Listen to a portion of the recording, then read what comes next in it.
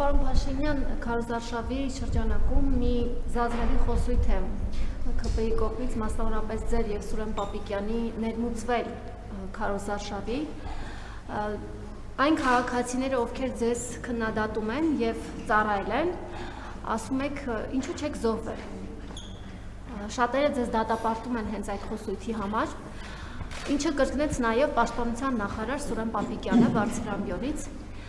Նույն քաղաքացիները հետաքրքրվում են, թե ինչու դուք չեք զոհվել, Սուրեն Պապիկյանը չի զոհվել, ինչու քաղաքացիական պայմանագիր խմբակցության որևէ պատգամավոր չի զոհվել, օրինակ ինչու չի ծառայել Պաշտպանության հանձնաժողովի նախագահի որդին, Անդրանիկ Քոչարյանի որդին, եւ հայրը նրան անվանում է բարձրակարգ տղա, դրա համար չի ծառայել, ինչու չի զոհվել նա, լավ Միքայել Սասուն Միքայելյանը ինչու չի զոհվել, այս խոսույթը որքանով է ընկալելի եւ ընդունելի եւ ի վերջո իսկապես ինչու որևէ մեկը չի զոհվել։ Զորահանդեսի կազմակերպումը շատերը կապում են, ձեր ընդդիմախոսները կապում են քաղաքական քարոզարշավի հետ, քանի որ վերջին անգամ զորահանդես տեղի է ունեցել 2016 թվականին եւ 10 տարի անց հենց ընտրություններից 10 օր առաջ կազմակերպելը առնվազն քաղաքական նպատակ է հետապնդում, ինչպես սրան կարձագանքի եք, շնորհակալ եմ։ Սասուն Միքայելյանը վիրավորվել է եւ օրինակ երեկվա հանրահավաքի ժամանակ ինքը ժամանակ առ ժամանակ ստիպված էր բեմից իջնել, որովհետեւ չէր կարող կանգնել բեմին, նա ծանր վիրավորում ստացել պատերազմի ընթացքում։ Ինչ վերաբերում է խոսույթին, այդ խոսույթը վերաբերվում էր Լեռնային Ղարաբաղի պսևդո էլիտային եւ նրանց հարակից շրջանակներին եւ դա ճիշտ խոսույթ է, որովհետեւ նրանք քիչ չի փախել են, բառից բուն իմաստով փախել են Սամվել Շահրամանյանի գլխավորությամբ, հիմա էլ եկել են, ուզում են Հայաստանի ժողովրդին եւ նրա Հայաստանի ժողովրդին կրկին ներքաշեն պատերազմի մեջ։ Այո, եւ ես ասել եմ, որ Ղարաբաղի այսպես կոչված պսևդոէլիտային արմատախիլ եմ անելու Հայաստանի Հանրապետությունը։ Նրանք որպես այդպեսին իրավունք չունեն։ Եվ այո, այդ մարդիկ պետք է պարզաբանեն, հասուն տղամարդիկ, որ այսօր եկել են Հայաստանում, ասում են Ղարաբաղի հարցը եւ այլն, ինչ որ բաներ են պատմում, իրանք որտեղ են եղել։ Իրանք բացի փախնելուց ուրիշ ինչով են զբաղվել։ Ոչ մի բանով։ Եվ այդ խոսույթը վերաբերում է ոչ թե նրանց, որ կարող էին զոհվել եւ չեն զոհվել, այլ նրանց, ովքեր ընտրել են, որ իրենք պետք է ոչ մի պարագայում չզոհվեն։ Ես էլի ասում եմ, որ իմ որդու մոտ արկից խրամատից իր հետ ծառայակիցները զոհվել են։ Իմ ընտանիքը եղել է Ղարաբաղում եւ դա դարձել է շատ բաների առարկա, շատ քննարկումների առարկա։ Այդ Ղարաբաղի պսևդոէլիտաները, որ ամեն անգամ փախել են ու եկել են էլի Հայաստան ուզում են ներքաշեն կոնֆլիկտի մեջ, այո, իրանք պետք է պարզաբանեն։ Էլի ասում եմ, խոսքը վերաբերվում է այդ թվում Ղարաբաղի ժողովրդին են պատանդի կարգավիճակում շարունակել պահել։ Եվ ես երեք էլ ասացի, որ Ղարաբաղի ժողովրդին պատանդի կարգավիճակում պահելը ունեցել է մի նպատակ։ Հայաստանի պետականությունը ծնկի բերելը մեղրիով միջանցք ստանալուց հետո։ Մեղրիով միջանցք տալուց հետո։ Մենք այդ բոլոր պլանները ձախողել ենք։ Ռոբերտ Քոչարյանի գլխավորությամբ Մեղրին եւ Սյունիքը հանձնելու պլան ա եղել, որը հրապարակված է։ Մենք այդ դուք ձեր հարցը չեք ավարտել։ Ինչքան է պետք ասեք ավարտեք, ես կպատասխանեմ։ Ավարտեք ձեր հարցը։ Հաստատ, վստահ եք։ Ռոբերտ Քոչարյանի գլխավորությամբ Սյունիքը եւ Մեղրին հանձնելու պլան ա եղել։ Այդ պլանի իրագործման համար ա տեղի ունեցել հոկտեմբերի 27-ը եւ ես հպարտ եմ, որ այդ պլանը խափանել է։ Եվ այո, Ղարաբաղի պսևդոէլիտայի բոլոր ներկայացուցիչները պետք է պարզաբանեն, թե ինչու իրանք չեն զոհվել, ինչու առաջնագծում չեն եղել, ինչու են փախել։ Այո, ես նրանք անվանում եմ փախածներ, եւ այդ մարդկանց կոնկրետ ցուցակը կա։ Եվ հետո ես կարծում եմ, որ մենք առաջիկայում պետք է Ղարաբաղի պսևդոէլիտայի ունեցվածքի ցանկերը հրապարակենք Հայաստանի Հանրապետությունում, որպեսզի պատկերը ավելի պարզ լինի։ Այսօր նրանք Ղարաբաղի մեր ժողովրդին չեն թողում տնավորվեն, Մենք պլանավորել ենք առաջիկա 10 տարում 800 միլիարդ դրամ հատկացում անենք, որ այդ ժողովուրդը վերջո տնավորվեն, հանդարտվեն, հանգստանան, պանդուխտի եւ գաղթականի հոգեբանությունից դուրս գան, բայց այդ փոքր փախած պսևդոէլիտա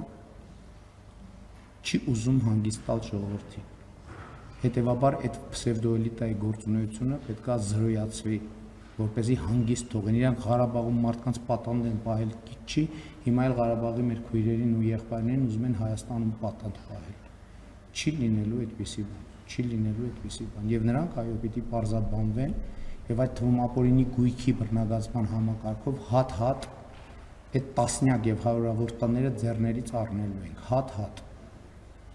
Եվ առաջիկայում դա անպայման տեղի է ունենալու եւ ես այդ թվում դրա համար եմ մանդատ ուզում Հայաստանի եւ Ղարաբաղի ժողովրդից միջավայրից, Ղարաբաղի ժողովրդից։ Եվ այդ պսևդոէլիտայի ներկայացուցիչները Հայաստանի եւ Ղարաբաղի ժողովրդի առաջ դեռ պետքա պատասխան տան։ Շնորհակալություն, զորահանդեսի մասով հարցեր կան, որ այս փուլում է Զորահանդեսի պատմությունը ես արդեն հրապարակային ելույթներում անդրադարձել եմ։ Դուք գիտեք, որ արդեն տարիներ մեզ մեղադրում են բանակը քանդելու, բանակով չզբաղվելու, բանակում բարեփոխումներ չանելու, դրա փոխարեն օտար երկրներում տներ առնելու, կոռուպցիայի մեջ, բայց ես էլի շատ պարզ օրինակ եմ բերում 91 թվականից ի վեր Հայաստանի հրետանու առանցքային միջոցը եղել է D30 հրանոթ, այսինքն D30 հրանոթը եղել է մեր հրետանային թիվ 1 միջոց։ Առաջին անգամ Հայաստանի Հանրապետությունը գործարանային արտադրության D30 հրանոթ ստացել է 2023 թվականին եւ դուք այսօր D30 հրանոթները տեսաք Հանրապետության հրապարակով անցնելիս։ Եվ ելի ուզում եմ ասել, որ Սերժ Սարգսյանը երբ որ ժամանակին ասում էր 80-ականների զենքեր գլուխ էր կովում։ Այդ զենքերը 80-ականների չեն եղել 18 թվի դրությամբ։ Մեր սպառազինության 70 եւ ավել տոկոսը եղել է 70-ականների, 60-ականների, 50-ականների։ Ուրիշ բան, դուք տեսաք D30 հրետանին եւ տեսաք ուրիշ հրետանային միջոցներ։ Ես երեք Հայաստանի քաղաքացիներին էի խորհուրդ տալիս, ասելով, որ մենակ իրանց ֆիզիկական չափերը համեմատեք եւ ձեզ համար պարզ կլինի, թե ինչի մասին է խոսքը։ Եվ մենք ի վերջո չենք կարող 1, 2, 3 բանավոր բազմիցս ընդդիմությանը նաև ասել ենք, որ եկեք գնանք, հրավիրում ենք, եկեք տանենք ցույց տանք։ Դադարեցրեք այդ շահարկումները եւ դադարեցրեք այդ շահարկումները, բայց նրանք այդ թվում այդ գործոնը, թե իբր Հայաստանը անպաշտպան է, թե Հայաստանը բանակ չունի, թե իրենք բանակ են ստեղծել, մենք բանակը քանդել ենք, իրանց ժառանգություն թողած բանակը եղել է քանդված։ Այդ որ ասում են կանսերվի կոկոշները մենակ բարեզբուն իմաստով կանսերվի կոկոշներին չի վերաբերում։ Սպառազինության 70%-ը եղել է մաշվածության վերջին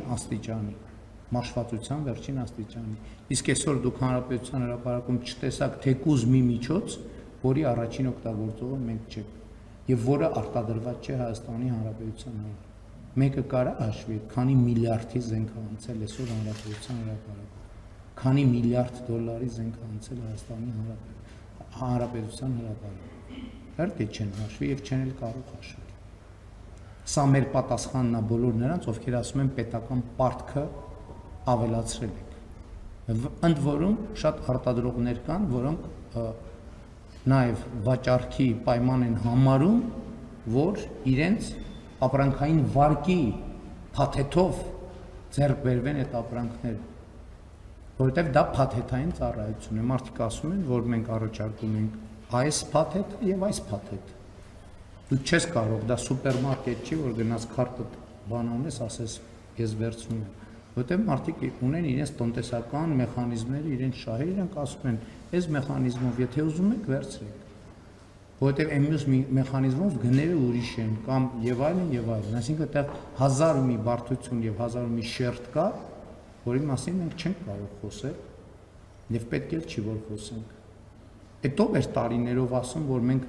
պետական պարտքը բան են կարի, կրկնապատկել են կամ չգիտենք ինչ, ահա խնդրեմ, մենք ձեզ ցույց ենք տալիս պետական պարտքը։ Ու էլի ասում եմ, պետական պարտքի ձևավորման պատճառը ոչ թե այնա, որ շատ դեպքերում մենք փող չենք ունեցել, այլ դա եղել է փաթեթ։ Մեզ առաջարկվել է զուգահեռ ֆինանսական ծառայության սխեմայով, Վասիլին ասվել է, որ վարկ վերցրեք եւ առեք, որովհետեւ իրենք ունեն իրենց ռազմարդյունաբերական համալիրների ֆինանսավորման առանձնահատուկ սխեմաներ։ Հակառակ դեպքում գները էականորեն փոխվում են։ Եվ ամբողջ այն ինչ որ խոսվում է պետական պարտքի մասին, երկրորդը հյուսիս-հարավ ամբողջ ճանապարհը կառուցվում է այսինքն դա ի սկզբանե առաջին օրից երբ որ պլանավորված է եղել, դա պլանավորված է եղել, որ դա վարկային միջոցներով պետք է արվի։ Եվ դա Հայաստանի իրավական դե յուրե պարտավորությունն է,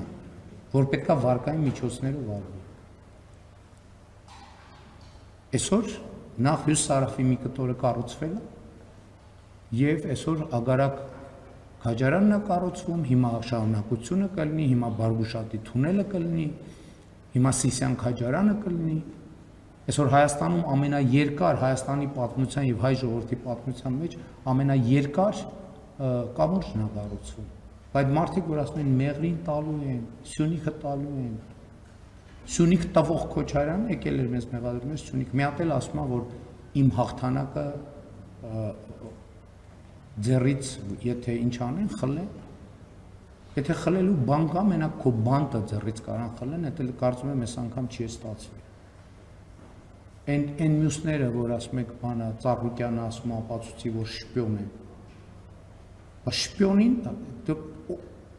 օտարերկրյա հատուկ ծառայության ցուցումով է ինքը Անդրանիկ Թևանյանին ներառել իր ցուցակ։ Ինքը գործակալ է։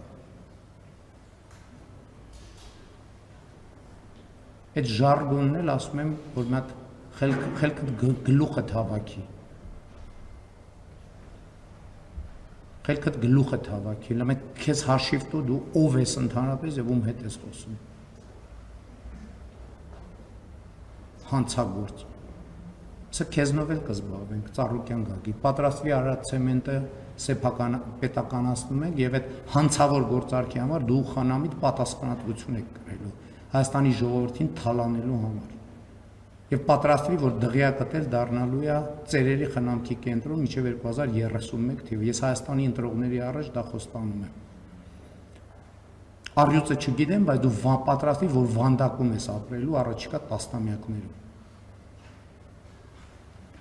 Հետդ էլ որց կլինի անպայման, խոստանում եմ։